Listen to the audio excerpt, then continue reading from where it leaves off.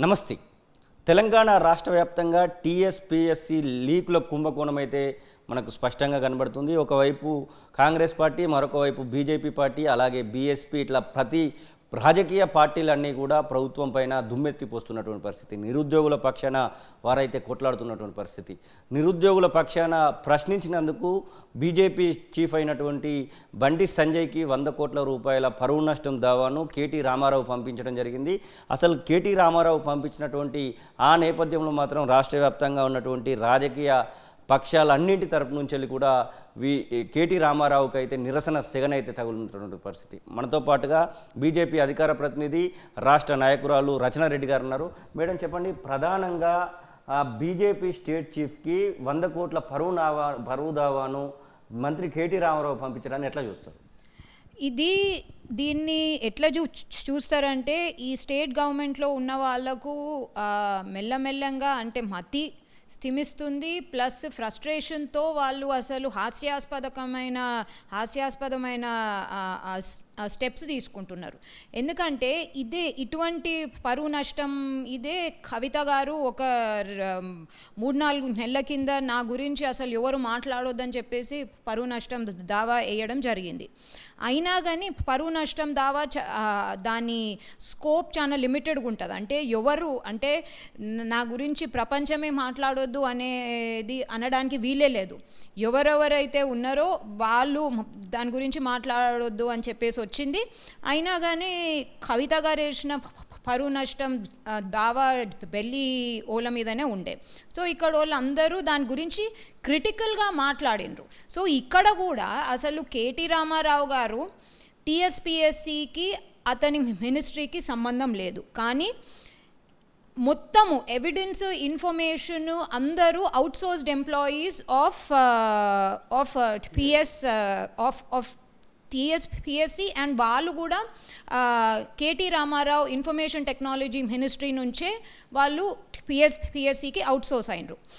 అటువంటప్పుడు ప్రజాస్వామ్యంలో criticism and opposition parties అనే వాళ్ళు ఖచ్చితంగా మిమ్మల్ని ప్రశ్నిస్తారు. అసలు మీరు ఏం చేస్తున్నారు, మీరు లేచే ఉన్నారా, పడుకొని ఉన్నారా అని చెప్పేసి. ఎందుకంటే టీఎస్పీఎస్సీ అనేది ఒక కాన్స్టిట్యూషనల్ అథారిటీ. ఆ కాన్స్టిట్యూషనల్ అథారిటీ రెస్పాన్సిబిలిటీ ఏంది, స్టేట్ గవర్నమెంట్ జాబ్స్కి మొత్తము అది ఒక కస్టోడియన్, ఒక రెస్పాన్సిబుల్ అథారిటీ అది. అటువంటి టీఎస్పీఎస్సీలా ఇంత పెద్ద మొత్తంలో పేపర్ లీకేజ్ అయ్యి స్ట్రాంగ్ రూమ్ పాస్కోడ్ అదంతా బయటపడి ఎన్నో పేపర్లు లీక్ అయ్యి అసలు ఇప్పటివరకు జరిగిన ఎగ్జామినేషన్స్ ప్రశ్నార్థకంగా మారినాయి. ఇప్పుడు జరగబోయేవి కంప్లీట్గా ప్రశ్నార్థకంగా మారినాయి. చాలా ఇప్పటివరకు అయితే 4 ఎగ్జామ్లు క్యాన్సిలేషన్స్ అయ్యి వాళ్ళు అసలు అగమ్య గోచరంగా ఉన్నారు. అటువంటి స్థితిలో, అటువంటి సిచ్యువేషన్లో మీరు మొన్నటి దాకానైతే మొత్తము తెలంగాణలో నుంచి గాయబ్ ఉంటారు. మీరు, మీ మంత్రులు, మీ ఎమ్మెల్యేలు, మీ క్యాబినెట్ మొత్తము తెలంగాణను అసలు ఒక ఆర్ఫెన్గా ఇచ్చేసేసి మొత్తం అందరు కట్టగట్టుకొని పోయి ఢిల్లీలో మకాం మార్చిండ్రు. దాని తర్వాత టీఎస్పీఎస్సీకి నాకు ఏం లింకు అని అనేటోన్వి. నువ్వు అసలు బయటకు వచ్చి టీఎస్పీఎస్సీ పేపర్ స్కామ్ గురించి ఎందుకు మాట్లాడినావు?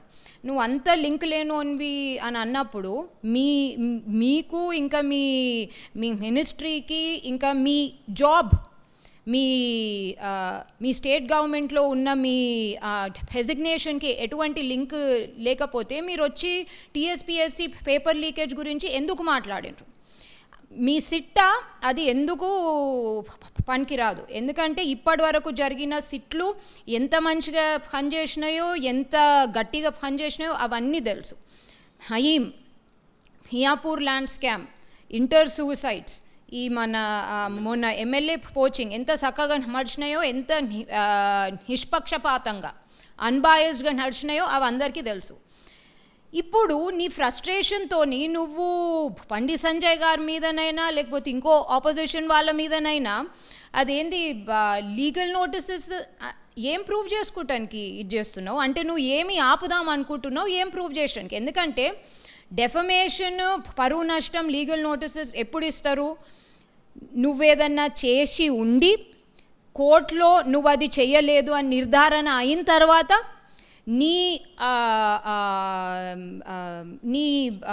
నీకు పరువు నష్టం జరిగిందని అక్కడ నిర్ధారణ అయ్యి అప్పుడు నువ్వు డెఫమేషన్ లీగల్ నోటీసెస్ ఇస్తావు. ఇప్పుడు నీ పరువు నష్టం జరిగిందా లేదా అని అసలు ప్రూవే కాకముందు నువ్వు డెఫమేషన్ లీగల్ నోటీసెస్ ఎట్లా ఇస్తావు? మళ్ళీ అదే అట్లయితే ఈ సక్కదనాల సిట్ మొన్న ఎమ్మెల్యే పోచింగ్ది ఎట్లయిందో ఇక్కడ కూడా అట్లనే అవుతుందని నాకు తెలుసు. ఎవ్వరికి ఆపోజిషన్ పార్టీలకు కాదు, ఎవ్వరికి తెలియకుండా గోప్యంగా ఉండవలసిన ఇన్ఫర్మేషన్, కంప్లీట్గా గోప్యంగా ఉండవలసిన ఇన్ఫర్మేషన్. ఎందుకంటే ఇన్వెస్టిగేషన్ స్టేజ్లో, ఇంట్రోగేషన్ స్టేజ్లో ఉండే మెటీరియల్స్ అంతా కంప్లీట్లీ కాన్ఫిడెన్షియల్ ఉంటాయి. ఆ ఇన్వెస్టిగేటివ్ మెటీరియల్స్ ఇన్వెస్టిగేషన్ కంప్లీట్ అయిన తర్వాత కోర్టులో ప్రొడ్యూస్ చేసినప్పుడే అవి పబ్లిక్ రికార్డ్స్ అవుతాయి. Please know the difference between confidentiality and public records. ఎవ్వరికి లేని ఇన్ఫర్మేషను మీకు సిరిసిల్లాలో ఎంతమంది అటెండ్ చేసిండ్రు, ఎంతమంది పాస్ అయ్యిండ్రు, ఎంతమందికి 100 మార్కులు వచ్చినాయి, జగిత్యాల్లో ఒకటే ఆస్పిరెంట్కి 100 మార్కుల కన్నా ఎక్కువ వచ్చినాయి అని మీకు ఎట్లా తెలుస్తుంది? Who is supplying you with this information and evidence? And who are you to interfere in the working of SIT? అందుకోసం ఫస్ట్ నుంచి ఏ ఆపోజిషన్ పార్టీ లీడర్లకైనా లేకపోతే ఆపోజిషన్ పార్టీ వాళ్ళకైనా ఈ ఎంటైర్ కుంభకోణంతో ఏం సంబంధం? ఎందుకంటే ఇంత పెద్ద కుంభకోణము మీ ఇన్వాల్వ్మెంట్, ఇంటర్ఫియరెన్స్, మీ ఆశీస్సులు లేకుండా అది సాధ్యమే కాదు. ఎందుకంటే చిన్న 3rd క్లాస్ 4th క్లాస్ ఎంప్లాయీస్ని పట్టుకొని, అవుట్సోర్స్డ్ ఎంప్లాయీస్ని పట్టుకొని యు ఆర్ స్కేప్ గోటింగ్ దెమ్. కానీ ఈ కుంభకోణం వాళ్ళు కూడా మీ ప్రమేయం, మీరంటే మీరే కాదు, మీ లాంటి వాళ్ళు ఇంకా ఎవరో ప్రమేయం లేకుండా ఇది జరిగేదే కాదు. తీగ లాగితే డొంక కదిలినట్టు ఇది ఎక్కడెక్కడికో వెళ్తుంది. మళ్ళీ అటువంటప్పుడు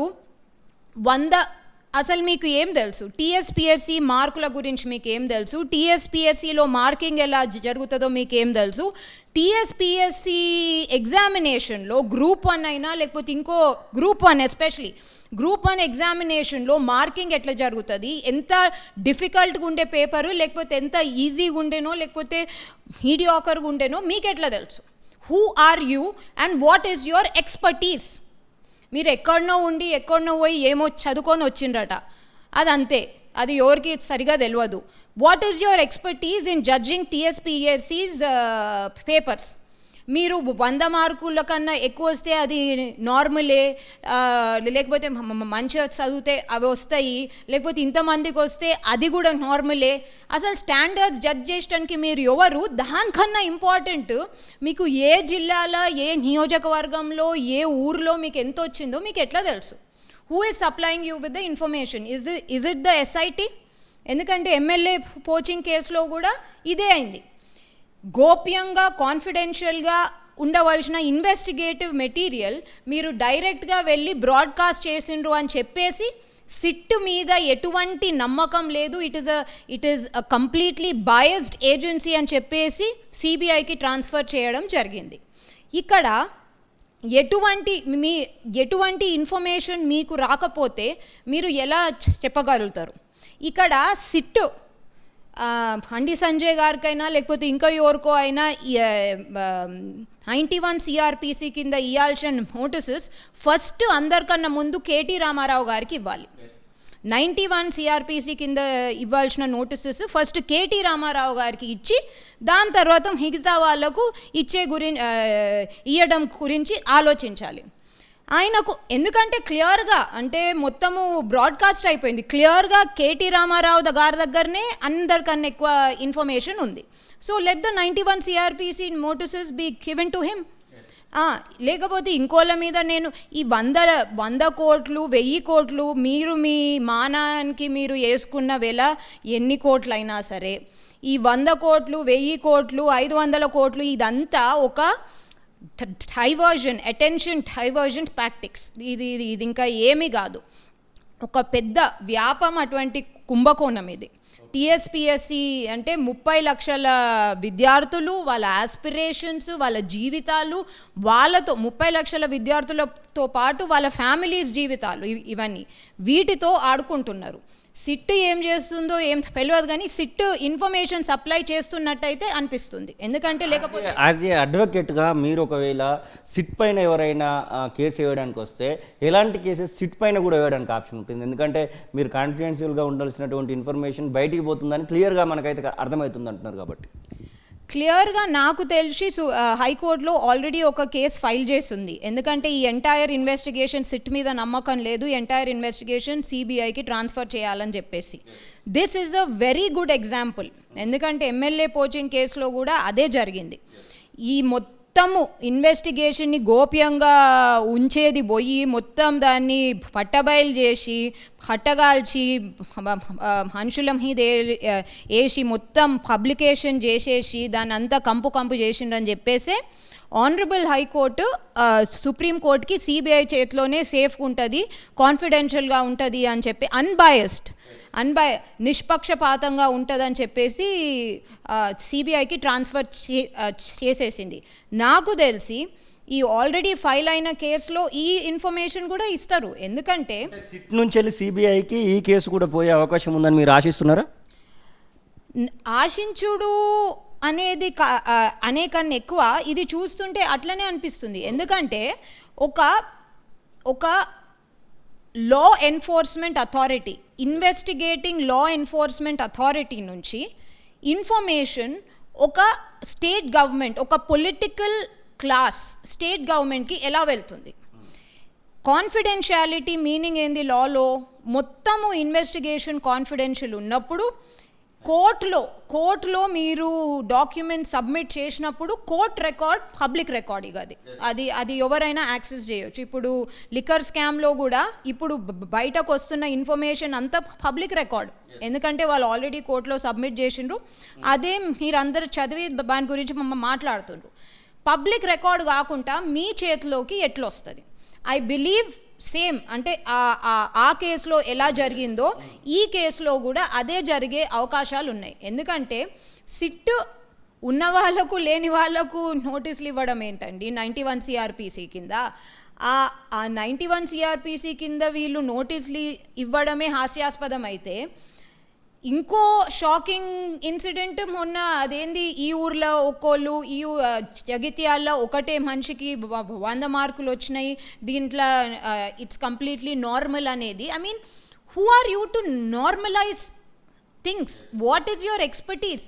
ఇది నార్మల్, ఇది అబ్నార్మల్, ఇది మీడియాకర్, ఇది ఇట్ ఈస్ ఓకే అనడానికి మీరు ఎవరు?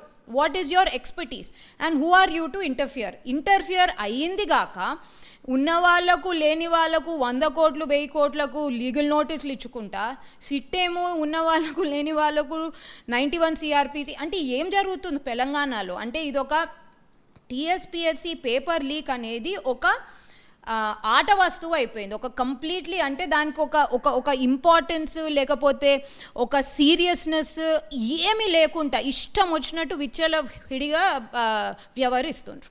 యాజ్ ఏ అడ్వకేట్గా మీరు ఇప్పుడు ఎవరైతే ఈ కేసులో నిందితులుగా పేర్కొనబడుతున్నారో వారికి ఎలాంటి శిక్షలు పడే అవకాశం ఉంది? గతంలో వ్యాపం కుంభకోణం, గతంలో జరిగినటువంటి వాటిని మనం పరిగణలోకి తీసుకుంటే ఇప్పుడు ఈ కేసులో ఎలాంటి కేసులు పడే అవకాశం ఉంటుంది? ఈ కేసులో అంటే వాళ్ళు ఎఫ్ఐఆర్లు ఏ సెక్షన్స్ కింద ఇది చేసిండ్రో, ఫోర్జరీ, ఐటీ యాక్ట్ కింద ఉన్న సెక్షన్స్ ప్లస్ థెఫ్ట్, ఎందుకంటే అది థెఫ్ట్ కూడా దొంగతనము, ఐటీ యాక్ట్ కింద ఉన్న theft of digital material plus breach of trust, ఇక వాళ్ళు ఏమేం సెక్షన్స్ పడ్డాయో. బట్ ఐ బిలీవ్ వీళ్ళకు కఠిన శిక్షలే పడతాయి, కానీ దానికన్నా ఎక్కువ వీళ్ళు మళ్ళీ ఎప్పుడు పబ్లిక్ ఎంప్లాయ్మెంట్ అర్హులైతే ఉండరు ఎప్పుడు. అంటే దీంట్లో ఉన్న వాళ్ళు లాస్ట్కి వాళ్ళు గిల్టీగా ఒకవేళ కన్విక్షన్ అయ్యి గిల్టీగా నిర్ధారణ అయితేనైతే వీళ్ళు మళ్ళీ పబ్లిక్ ఎంప్లాయ్మెంట్కి అర్హులు ఉండరు. శిక్షనే అంటారా? Theft, like breach of trust, theft of digital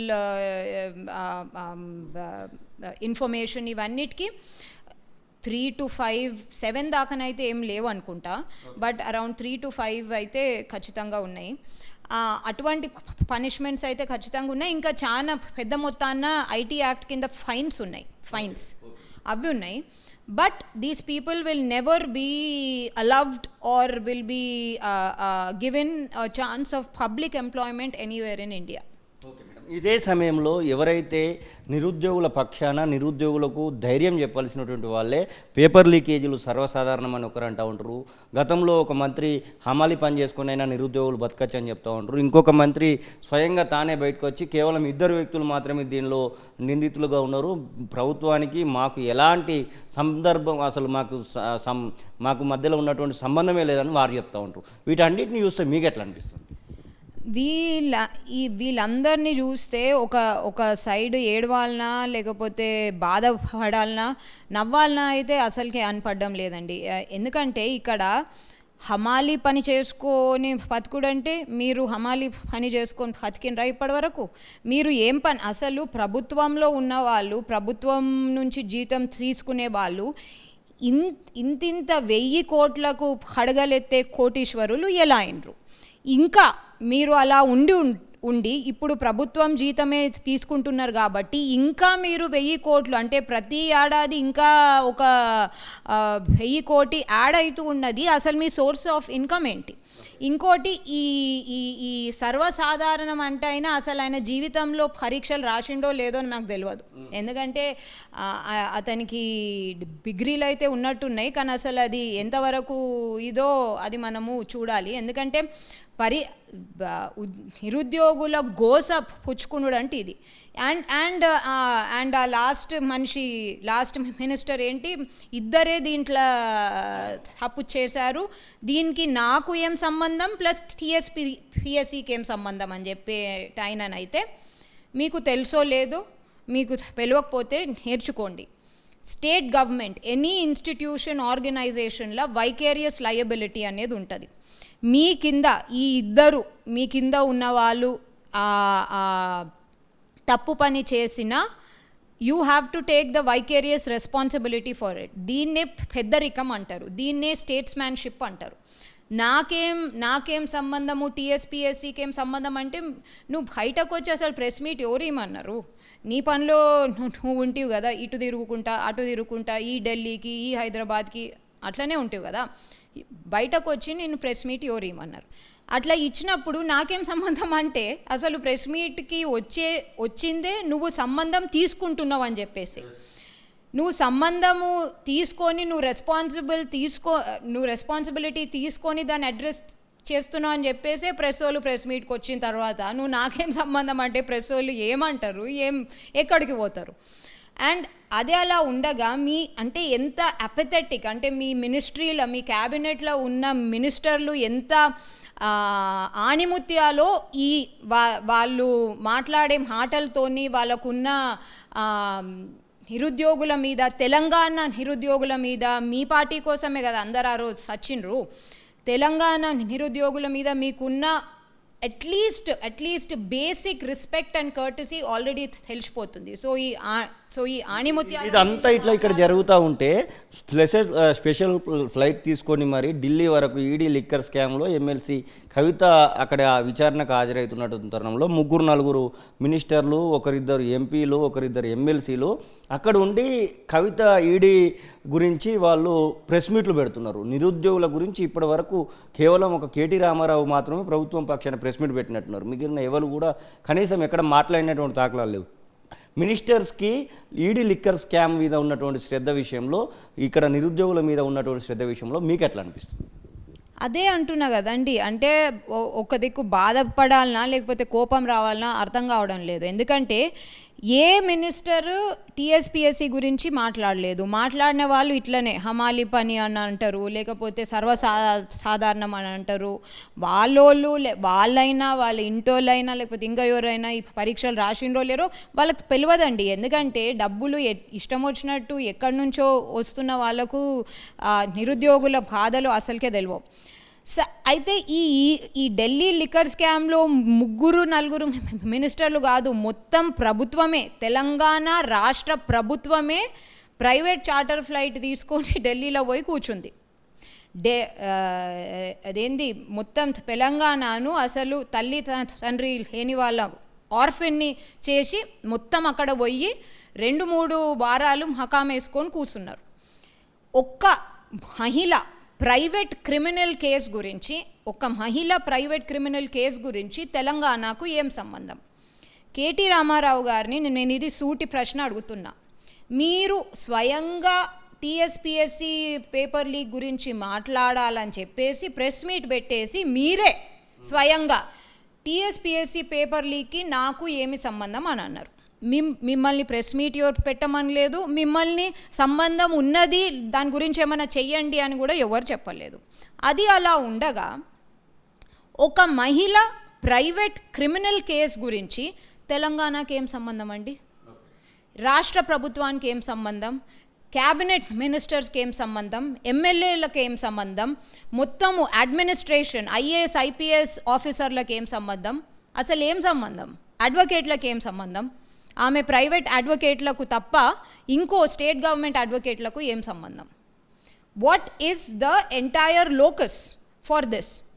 అది అలా ఉండగా అంటే ఈ షాక్ వాల్యూ, ఈ ఇంపాక్ట్ తెలంగాణలో ఉన్న 30 లక్షల నిరుద్యోగులే కాకుండా ప్రతి వాళ్ళు చూసిండ్రు. ఎంత నిస్సిగ్గుగా మొత్తం ఖాళీ, తెలంగాణ నుంచి ఖాళీ అయిపోయినరు, ఢిల్లీకి మకాం హార్చేసిండ్రు. అది కూడా ఒక మహిళ private criminal case. It's a private case. దానికి మీకు సంబంధం లేదు, నాకు సంబంధం లేదు, తెలంగాణలో ఎవరికి సంబంధం లేదు. ఆమెకు ఆ ఇన్స్టిట్యూషన్కి తప్ప ఎవరికి సంబంధం లేదు. అటువంటి దానికి మొత్తం స్టేట్ మెషినరీ, స్టేట్ గవర్నమెంట్ అందరూ కట్టగట్టుకొని పోయినరు. ఇక్కడ ఇంత పెద్ద స్కామ్, ఎన్ని పేపర్లు ఇప్పటివరకు అయితే 4 ఎగ్జామినేషన్స్ని అదేంది రద్దు చేసిండ్రు, కొట్టేసిండ్రు.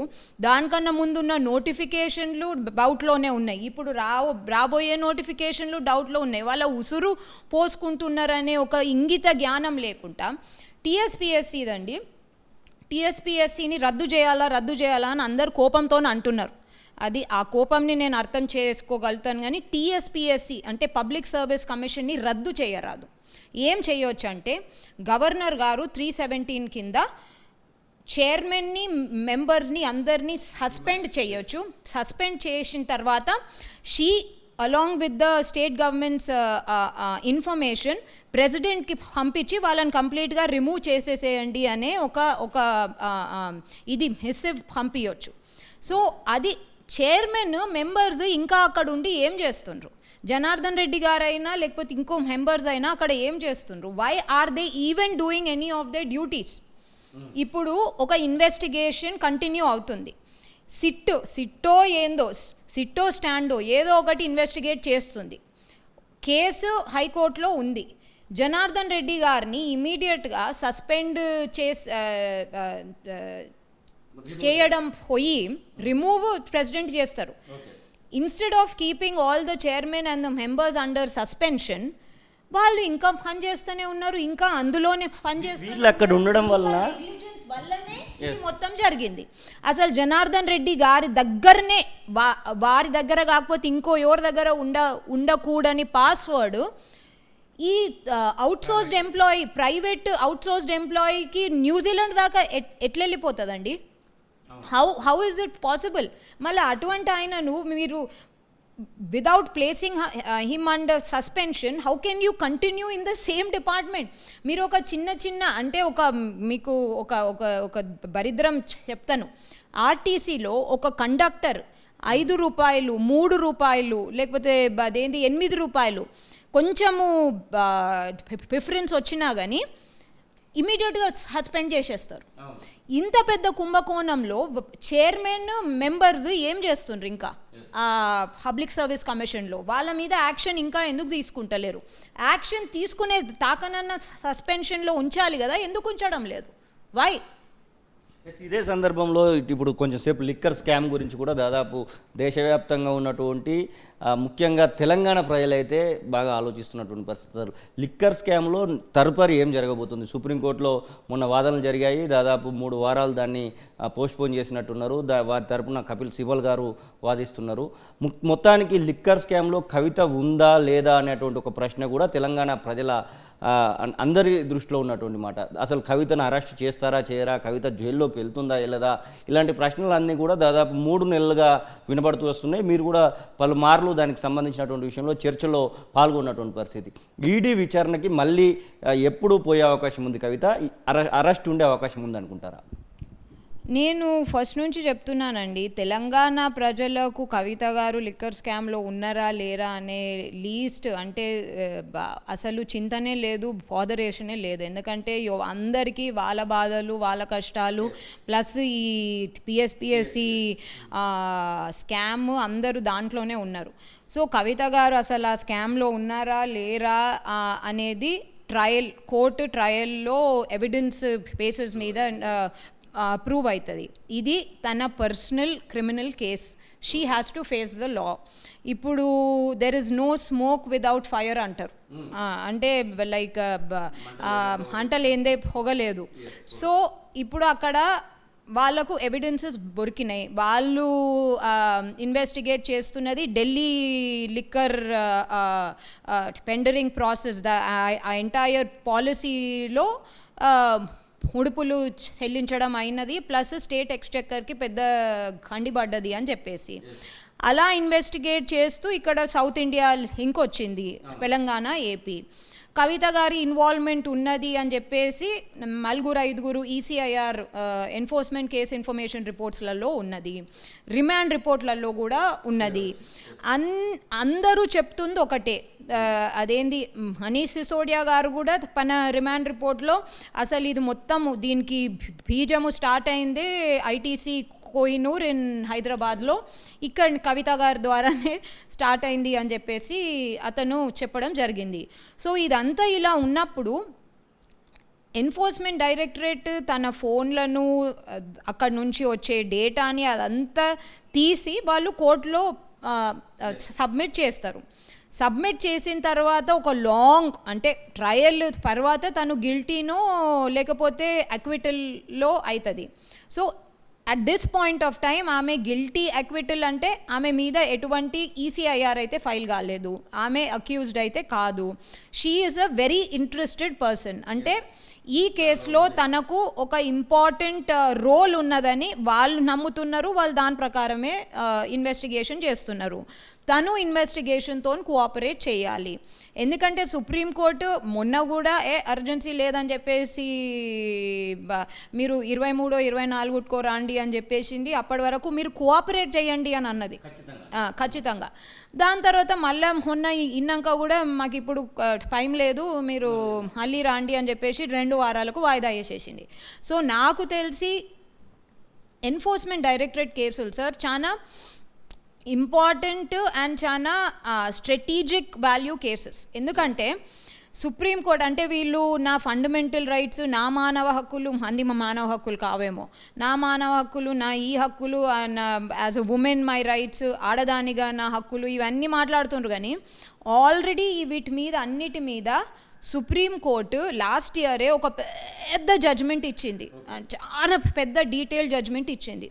దాంట్లో ఇటువంటి వాళ్ళు కవిత గారు అటువంటి వాళ్ళు ఎంతోమంది ఒక 200 చిల్లర పిటిషన్ల మీద ఒకటే లాంగ్ జడ్జ్మెంట్ ఇచ్చింది. క్లియర్గా దాంట్లో ఏమనడం జరిగిందంటే పిఎంఎల్ఏ యాక్ట్ చట్టానికి విరుద్ధం కాదు, అన్కాన్స్టిట్యూషనల్ అస్సలకే కాదు. ఆర్థిక నేరాలతోని భారతదేశం మొత్తము భ్రష్టు పడుతుంది. ఆర్థిక నేరాలను మనం ఇంకో నేరాలు థెఫ్టో, మర్డరో, ఇంకో వీటిని ఎంత సీరియస్గా తీసుకుంటామో ఆర్థిక నేరాలను అంత సీరియస్గా తీసుకునడం లేదు. అందుకోసము చాలా మంది విచ్చలవిడిగా చెలరేగిపోయి మొత్తము భారతదేశం ఆర్థిక మూలాలను భ్రష్టు పట్టిస్తున్నారు. చాలా అమౌంట్ భారతదేశం నుంచి బయటకు వెళ్ళిపోతుంది అని చెప్పేసి PMLA act United nations charter కిందనే అందరి అగ్రిమెంట్ అంటే ఆల్ కంట్రీస్ సిగ్నిటరీ నేషన్స్ అంటారు, అందరి అగ్రిమెంట్తోని ఆ దేశాలలో పిఎంఎల్ఏ లాంటి చట్టాలే తీసుకురావాలా అనే అగ్రిమెంట్ ఉంది. సో అందుకోసం అని చెప్పేసి ఇంకో కంట్రీస్తోని మనకు రెసిప్రాసిటీ అంటే మనకు వాళ్ళకు ఒప్పందాలు ఉంటాయి కాబట్టి ఆ రెసిప్రాసిటీ మేరకు పిఎంఎల్ఏ యాక్ట్ ఇంతే స్ట్రిక్ట్గా ఇంతే స్ట్రింజెంట్గా ఉండాలని వాళ్ళు కంప్లీట్లీ పేర్కొన్నారు. ఎంత దూరం వరకు వెళ్ళిందంటే సుప్రీంకోర్టు అసలు ఈసీఐఆర్ అంటే అదొక ఎఫ్ఐఆర్ లాంటిది కానీ ఎఫ్ఐఆర్ కాదు, ఎన్ఫోర్స్మెంట్ డైరెక్టరేట్ కేసులో ఈసీఐఆర్ మీరు ఇవ్వాల్సిన అవసరమే లేదు, లాస్ట్ వరకు అవసరం ఉంటే అవసరం ఉన్నప్పుడు చూసుకుందాం అనే దాకెళ్ళింది. ఇది ఎవ్వరి మానవ హక్కులకు ఉల్లంఘన కాదు, ఎందుకంటే ఆర్థిక నేరాలు భ్రష్టు పట్టిస్తున్నాయి అని చెప్పేసి. సో ఇప్పుడు కవిత గారి కేసు సుప్రీంకోర్టులో ఎంతవరకు నిలుస్తుంది ఎంతవరకు నిలవది అనేది ఇంకో పెద్ద ప్రశ్న. ఎందుకంటే తన కేసు లాంటి కేసులే సుప్రీంకోర్టు డిసైడ్ చేసింది, తన కేసు లాంటి కేసులే వేసిన వాళ్ళ కేసులు కూడా ప్రశ్నార్థకంగా ఉన్నాయి. సో ఒక డిసైడెడ్ ప్రెసిడెంట్ అనేది సుప్రీంకోర్టులో లేదు. ఆడదాన్ని అంటే దానికి అసలు చట్టంలోనే లేదు. నువ్వు చట్టాన్ని మారవాలనుకుంటున్నావా పార్లమెంట్లోకి వెళ్ళు, లేకపోతే లెజిస్లేచర్కి వెళ్ళు, కానీ నువ్వు చట్టాన్ని తీర్చుడు సుప్రీంకోర్టులో కాదు, కోర్టులలో కాదు. కోర్టులు ఓన్లీ చట్టాన్ని ఇంప్లిమెంట్ చేస్తాయి, ఇంటర్ప్రెట్ చేస్తాయి. సో చట్టమే లేనప్పుడు దాన్ని ఇంప్లిమెంట్ చేసుడు అసలు వీలే కాదు. సో ఆమె కేసు ఏమవుతుందో అది పక్కకు పెడితే కవిత గారిని అరెస్ట్ చేయొచ్చా కాదా అనేది అప్పుడైనా మధ్యలైనా సుప్రీంకోర్టు ఆమెకు ఎటువంటి మధ్యంతర రిలీఫ్ ఉత్తర్వుల ద్వారా రిలీఫ్ ఇవ్వకపోవడమైనా ఇప్పుడు కూడా మధ్యంతర ఉత్తర్వుల రిలీఫ్ ఇవ్వలేదు. ఇప్పుడు కూడా ఎప్పుడైనా వాళ్ళకు అరెస్ట్ చేసే అర్హత ఉంటుంది. ఎందుకంటే తన ఇంట్రోగేషన్ సెక్షన్ 50 కింద, సెక్షన్ 50లో ఎన్ఫోర్స్మెంట్ డైరెక్టరేట్ కోర్ట్ ఒక సివిల్ ప్రొసీడింగ్ లాంటిది. సో దాంట్లో witness commissioning, affidavits under oath, sworn statements, ఇవన్నీ ఒక సివిల్ కోర్టులో ఎలా జరుగుతాయో సైన్డ్ స్టేట్మెంట్స్ ఉంటాయి, sworn and sign statements. So దాని కింద వాళ్ళకి ఎప్పుడైనా వాళ్ళకు ఒక రీజన్, అరే ఇది ఒక కొత్త మలుపు తిరిగింది, లేకపోతే కస్టడీ అవసరము, లేకపోతే మనకు ఎవిడెన్స్ రికవరీ కష్టమవుతుంది అని అనుకుంటే వాళ్ళు ఎప్పుడైనా వాళ్ళు అరెస్ట్. చివరిగా చెప్పండి ఒక మాట, ఒకవేళ కవితను అరెస్ట్ చేయకుండా క్లీన్ చిట్ ఇచ్చినట్టు ఏది ఉంటే ఈడీ కానివ్వండి, అక్కడ ఉన్నటువంటి ఎవరైతే విచారణ అధికారులు ఉన్నారో వారి నుంచి క్లీన్ చిట్ ఇచ్చినట్టు ఏది ఉంటే తెలంగాణ రాష్ట్రంలో బీజేపీకి భంగపాటు తప్పదని చాలామంది విశ్లేషకులు, రాజకీయ విశ్లేషకులు అయితే చెప్తున్నారు. మీరు ఒక బీజేపీ నేతగా మీరేం చెప్పదలుచుకున్నారు? భారతీయ జనతా పార్టీకి ఎన్ఫోర్స్మెంట్ డైరెక్టరేట్కి ఏమి సంబంధం ఉందో అది మీరు అట్లా అంటున్నారు, కానీ దాదాపుగా కవిత విషయంలో క్లీన్ చీట్ వస్తే మాత్రము బీజేపీకి తెలంగాణ రాష్ట్రంలో ఖచ్చితంగా ఇబ్బందే అనేటువంటి మాటలు అయితే వస్తున్నాయి. లేదండి, ఎందుకంటే ఇప్పటి వరకు మేమైనా బీజేపీ ఏ నాయకులైనా కవిత గారి ఇంట్రోగేషన్ మీద, ఇన్వెస్టిగేషన్ మీద వాళ్ళు ఎన్ఫోర్స్మెంట్ డైరెక్టరేట్ వాళ్ళకి పని చేసుకుంటూ పోతుంది. దీంట్లో మా ప్రమేయం ఉండదు, సెంట్రల్ గవర్నమెంట్ ప్రమేయం ఉండదు. ఎందుకంటే ఎన్ఫోర్స్మెంట్ డైరెక్టరేట్ అనేది ఒక చట్టం కింద ఒక స్టాట్యుటరీ బాడీ. అది కాంగ్రెస్ గవర్నమెంట్లోనైనా ఇంకో గవర్నమెంట్లోనైనా అది పనిచేసింది, ఇప్పుడు కూడా అది పనిచేస్తుంది. సో ఇప్పుడు కవిత గారిని, ఫర్ ఎగ్జాంపుల్ కవిత గారిని అసలు ఒక ఎగ్జాంపులే చేసేది ఉంటే రాష్ట్ర ప్రభుత్వం అదే తెలంగాణలో తనను ఎప్పుడూ అరెస్ట్ చేస్తుంటాం కదా. అంటే భారతీయ జనతా పార్టీనే ఎన్ఫోర్స్మెంట్ డైరెక్టరేట్ మీద ప్రెషర్ పెట్టి అరెస్ట్ చేయించడం అంటే, ఎన్ఫోర్స్మెంట్ డైరెక్టరేట్ మీరు చూస్తే డ్యూ ప్రాసెస్ ఆఫ్ ద లాని క్లియర్గా ఫాలో అవుతుంది. తను ఒకసారి రాలేదు, దాని తర్వాత చిట్టీలు ఇచ్చింది, ఏమో ఇచ్చింది, లేదు మీరు రావాలా అన్నది వచ్చింది, దాని తర్వాత ఏమో కోఆపరేట్ చేసింది, ఇప్పుడు ఎంతవరకు కోఆపరేట్ చేస్తుందో తెలియదు, వాళ్ళకు ఆ ఎవిడెన్స్లో ఆ ఫోన్లలో ఏం రిట్రీవ్ అవుతుందో తెలియదు. వాళ్ళు ప్రాపర్ పక్కడ్బందీ ప్రొసీజర్ ప్రకారం పోతుండ్రు. మనీష్ సిసోడియా గారినే ఇప్పటివరకు 22 సార్లనో 23 సార్లనో ఇంట్రోగేషన్ చేసిన తర్వాత ఆయన అరెస్ట్ చేసిండ్రు. So enforcement director is following it's due process of the law. ఆ డ్యూ ప్రాసెస్లో భారతీయ జనతా పార్టీ ఇన్వాల్వ్మెంట్, ఇన్వోకేషన్ ఏమి ఉండదు. దాంతో తెలంగాణలో డిసప్పాయింట్మెంట్ అవుతుందా కవిత గారికి క్లీన్ చిట్ ఇస్తే అంటే, క్లీన్ చిట్ అనేది కూడా తను విట్నెస్గానే ఉంటే క్లీన్ చిట్ అసలు ప్రసక్తే ఉండదు. ఎందుకంటే she is just going to be a witness and enforcement directorate trial అది కంటిన్యూ అవుతూనే ఉంది. కానీ ఇక్కడ ఎవరికన్నా డిసప్పాయింట్మెంట్ ఉంటుందా అంటే దానికి భారతీయ జనతా పార్టీ ఏమీ రెస్పాన్సిబుల్ కాదు. భారతీయ జనతా పార్టీ మేము పొలిటికల్గా మేము తెలంగాణను ఈ దొరల పాలన నుంచి పక్కకు ఇచ్చేయడానికి మేము కొట్లాడుతూనే ఉంటాం. కానీ ఒక మహిళ ప్రైవేట్ క్రిమినల్ కేసుతోని మాకు ఎటువంటి సంబంధం లేదు, అవసరం లేదు కూడా. ఓకే మేడం, చివరిగా చెప్పండి, మీ యొక్క పొలిటికల్ కెరియర్లో ఒక ఎమ్మెల్యేగానో ఎంపీగానో పోటీ చేసడానికి ఆప్షన్ అయితే వచ్చే అవకాశం ఉంది. అది బీజేపీ పార్టీ నుంచి వెళ్ళి ఖచ్చితంగా వస్తుందని అయితే దాదాపుగా వినబడుతున్నటువంటి వినికిడి. మీరు ఎక్కడి నుంచి పోటీ చేయబోతున్నారు అనేటువంటి విషయంలో కూడా చాలా వరకు సందిగ్ధత ఉంది. ఇప్పుడే మీరు ఏమైనా గ్రౌండ్ వర్క్ చేస్తున్నారా ఎక్కడైనా? నేను అంటే పార్టీ ఏమి ఆదేశిస్తే, ఏమి రిక్వెస్ట్ చేస్తే, లేకపోతే డైరెక్షన్స్ ఇస్తే నేను దానికోసం రెడీగా ఉన్నాను. ఎంపీ అయినా లేకపోతే ఎమ్మెల్యే అయినా. ఎంపీ అయితే నేను మా ఊరు జైరాబాద్ కాన్స్టిట్యువెన్సీ, ఎంపీ కాన్స్టిట్యువెన్సీలో ఉంటుంది. ఎమ్మెల్యే అయితే నా ఇల్లు ఇది ఉప్పల్లో ఉంది, ఇంకో ఇల్లు అంబర్పేటలో ఉంది. So anything is up to the party. కానీ నేను పార్టీని ఎలా నా సేవలు కోరుకుంటే అలాగా ఐల్ ప్రొసీడ్. ఇప్పుడైతే నా పని మీతో మాట్లాడడం అండ్ అధికార ప్రతినిధిగా నా రెస్పాన్సిబిలిటీస్ చేసుకోవడం. సంజయ్ గారి నుంచి 100 కోట్ల దావా విషయంలో ఎలాంటి రెస్పాన్స్ రాబోతుంది మరి? సంజయ్ గారు దీన్ని లీగల్గా అడ్డుకుంటారు, లీగల్గా రిప్లై ఇచ్చేసి అండ్ కేవియట్ వేస్తారేమో ఇన్ ద కోర్ట్.